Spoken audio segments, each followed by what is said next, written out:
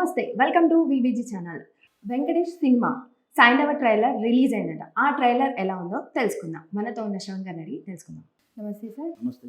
వెంకటేష్ చిత్రం సైంధవ ట్రైలర్ చూసారా? దాని గురించి వివరాలు చెప్పండి. యా ఒక 1 అవర్ అయింది సైంధవ చిత్రం తాలూకు ట్రైలర్ రిలీజ్ అయ్యి సోషల్ మీడియాలో అప్లోడ్ చేయడం జరిగింది. నేను చూశాను, చాలా బాగుంది. వివరంగా చెప్తాను. ఇది యాక్చువల్గా ఇది శైలేష్ కొలను డైరెక్షన్లో వస్తున్నటువంటి చిత్రం. గతంలో హిట్ చిత్రం వచ్చింది. ఆ చిత్రం డైరెక్టరు హిట్ 1 కాదు, హిట్ 2 కూడా సీక్వెన్స్ కూడా తీశాడు. 2 కూడా మంచి పేరు తెచ్చింది. మంచి టెక్నీషియన్ పేరు వచ్చింది కాబట్టి వెంకటేష్ లాంటి స్టార్ హీరో ఆయనకు అవకాశం ఇచ్చారు. నిహారిక ఎంటర్ప్రైజ్ బ్యానర్పై వచ్చినటువంటి చిత్రం. ఇది వాళ్ళు నిహారిక ఎంటర్ప్రైజ్ గతంలో శ్యామ్ సింగరాయ్ చిత్రం ప్రొడక్షన్ చేసినటువంటి మంచి ప్రొడక్షన్ కంపెనీ. మనకు తెలుసు శ్యామ్ సింగరాయ్ ఇక్కడ మంచి సబ్జెక్ట్ ఓరియంటెడ్ చిత్రం.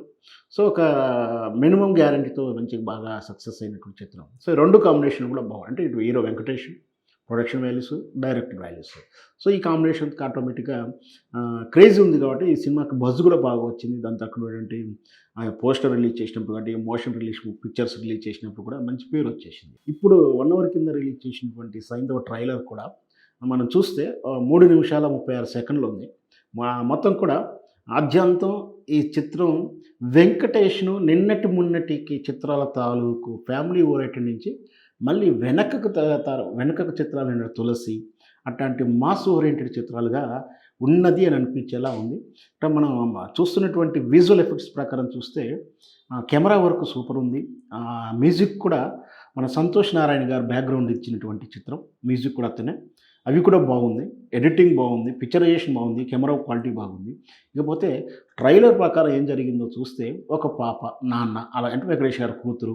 దాంట్లో ఫస్ట్ అంటే ఒక పార్ట్ ఏంటి, మొదటి లీడ్ ఏంటంటే ఆ పాప తండ్రి అంటే అంత అభిమానం చూపిస్తుంది. ఆమె చెప్తుంది పాప అంటే ఎంత అభిమానమో అని తండ్రి చూపిస్తున్నాడు.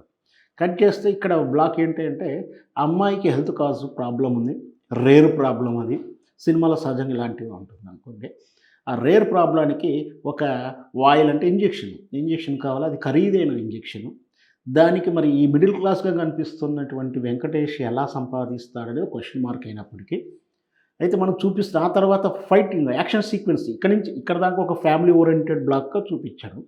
ఆ తర్వాత ఈ మొత్తం యాక్షన్ సీక్వెన్స్ అంటే ఒక విలన్ డెన్నులో కొట్టడాలు, ఫైటింగ్ చేయడాలు, కాల్చడాలు, దాంతోపాటు తల తీసుకుపోదని వచ్చారు కానీ మీ తల ఉండాలి కదా మీరు తీసుకుపోవటానికి ఒక మాస్ డైలాగ్ తరహాలు, మళ్ళీ ఇంకో సైకో వచ్చాడు రా అనడం, ఇవన్నీ కూడా డైలాగ్ పట్టింది. సినిమా కొంచెం బీభత్స ఫైటింగ్ ఉంటుందన్న సీక్వెన్స్లో కనిపిస్తుంది. ఆ తరహా ఫైటింగ్స్ అలాగే కనిపించాయి. కత్తితో దాడి కానీ, గన్స్ వాడడం కానీ ఇవన్నీ చూస్తే ఇక్కడ వరకు ఉన్నట్టు వెంకటేష్ ఫ్లాష్ బ్యాక్ ఏదో ఉంది. అంటే ఈ చిత్రం తాలూకు ఇక్కడ పాపను ఈయన ప్రశాంతంగా ఏదో జీవనం గడుపుతున్నాడు.